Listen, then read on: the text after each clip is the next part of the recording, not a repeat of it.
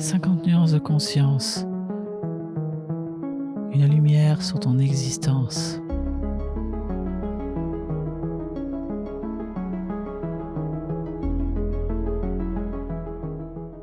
Puis-je moi aussi contacter mes anges ? Et comment ? Ça va être tout l'objet de cet épisode où Carole va nous donner des pistes.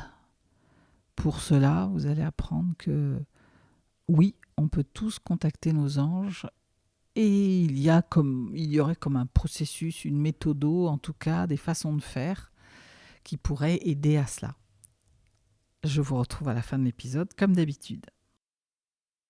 Est-ce qu'on peut tous contacter nos anges ? Comment ça se passe ? On peut tous contacter ses anges, son ange, ses anges, et sans savoir même leur nom ou être avec les énergies particulières de notre date de naissance. Ça, c'est simplement nos anges gardiens en général. Et on peut tous les contacter facilement, soit par la méditation, soit par l'interrogation, poser une question, travailler à une connexion, ou soit par la prière. Mais on peut aussi les contacter par le chant, par la musique, par tout ce qui va être la mobilisation de nos sens, en vérité. Et des fois, c'est bien aussi de s'amuser avec ses anges ou de rire avec les anges et pas forcément de faire que des trucs super sérieux, quoi. Oui, je dis souvent ça, ils sont taquins. Ça, c'est sûr. Taquin. Voilà. Donc ça, oui, ça s'apprend. C'est comme tout, hein. C'est comme la cuisine, c'est comme le sport, c'est comme jouer du piano, c'est comme faire du vélo, ça s'apprend. Donc ça s'apprend, pourquoi ? Parce qu'alors on va me dire « Ah oui, mais non, bon, moi je ne sais pas faire » et tout ça. Mais si, ça s'apprend parce que c'est déjà apprendre à se connaître, à se mettre dans une disposition, à savoir ouvrir ses canaux, à savoir adopter les bons comportements qui favorisent la canalisation, ensuite comment poser les questions, ensuite comment réceptionner, et de quelle manière je vais lire les signes qui vont m'envoyer. Donc ça peut nécessiter éventuellement de travailler un peu les symboles et le symbolisme pour comprendre, mais c'est aussi surtout l'intelligence émotionnelle, l'intelligence du cœur, de lire les phrasés qu'on nous met devant nous, parce que la vie nous déroule ce qu'on doit faire, hein. Donc, en vérité, il n'y a pas grand-chose à faire quand on se lève le matin, hein. Mais bon, il faut peut-être juste actionner un peu quelques neurones et son cœur, et puis voilà, on tourne la clé et allez hop, c'est bon. Bon, il y a des jours, ça se passe pas toujours comme on veut, mais le lendemain, ça va changer. Non, mais je le dis là, j'ai l'air de le dire voilà, simplement et tout ça. Mais en vérité, c'est aussi simple que ça, l'énergie. C'est 1, 2, 3, c'est connecté. Mais personne n'a la foi de croire ça. Si je dis ça, on va me dire... Voilà, eh ben, c'est ça la foi. C'est ça l'élan, c'est ça le fait de porter en soi que ça ne nous quitte plus. Mais la plupart des gens sont comme des enfants qui ont oublié leurs rêves. 1, 2, 3, ça n'existe plus. Mais si, quand on était petit, on disait 1, 2, 3, j'arrive. C'est vrai. Soleil. Oui. 1, 2, 3 soleils, c'est vrai. Oui, mais on sait tout quand on est enfant. Ouais, malheureusement, on oublie tout.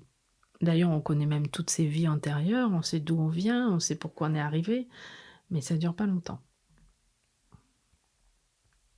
C'est un laps de temps dans l'âme qui est très très court et qui en plus va être vite abîmé par l'entourage et le contexte environnemental dans lequel on arrive. Après, on peut donc c'est vraiment les 2-3 premières années. Et comme on n'a pas le langage à ce moment-là, ni la capacité de savoir écrire, comme la vie est bien faite. C'est dommage. Mais voilà, donc après, ça s'entretient ou pas. Après, ça revient à des phases, et soit on arrive à l'attraper, à le capter, ou soit ça passe encore à côté, puis on attend le prochain tour.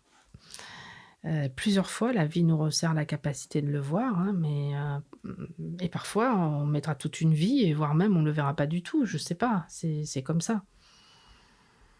Mais on a tous en nous, en tant qu'humains, cet instinct de parfois d'intuition, de part intuitive, de quelque chose qui nous parle, notre voix intérieure, où on est porté quand même à des moments, voilà, pourquoi on prend telle route ou telle route.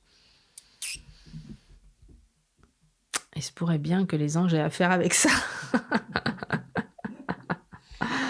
Et quelques défunts aussi.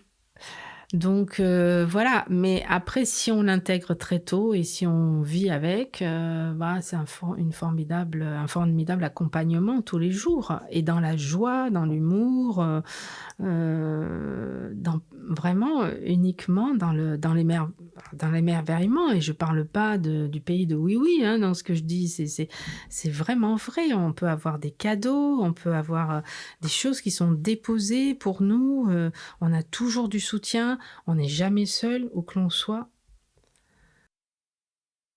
Alors vous voilà parés pour aller contacter vos anges.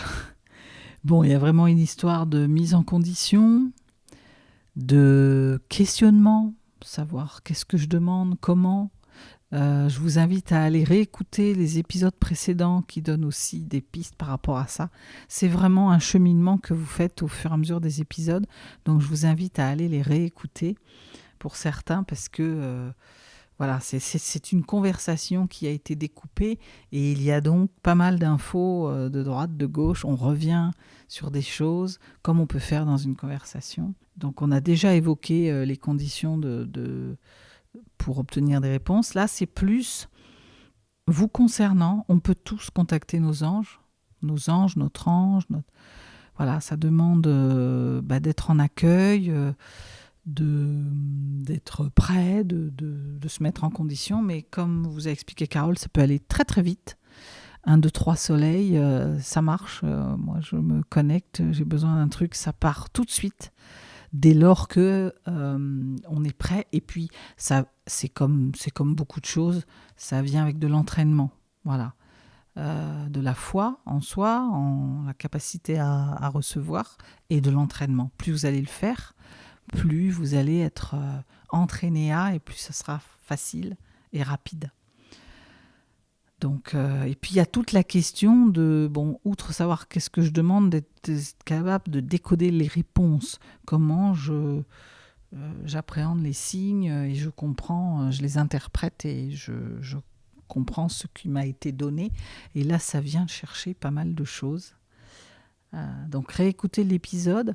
Et puis je vous invite si vous avez vraiment envie de vous entraîner en étant accompagné, je vous invite à contacter Carole. Je vous ai mis le lien dans la description parce qu'elle fait une formation et un accompagnement à ça qui est vraiment très chouette et très aidant.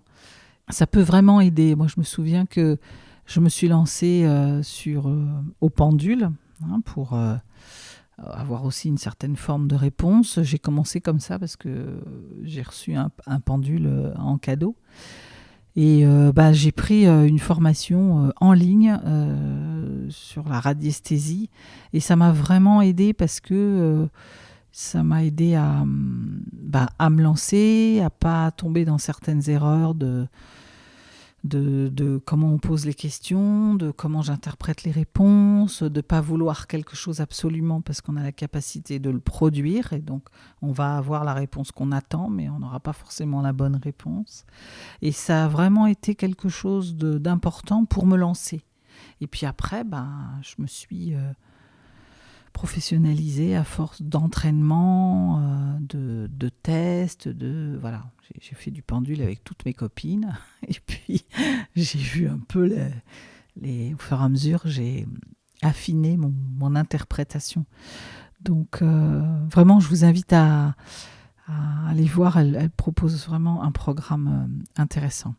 Voilà, en attendant, en tout cas, réécoutez l'épisode, partagez-le, échangez avec des amis, écoutez-le ensemble, j'ai des amis qui font ça. Elles l'écoutent à deux. Nous, on repartage. Quand elles ont écouté, on rééchange à notre niveau. Et puis surtout, si vous avez des questions, allez-y, hein, on se fera un plaisir. Surtout Carole, mais moi, si je peux vous aider aussi, on tâchera de vous éclairer sur vos questionnements.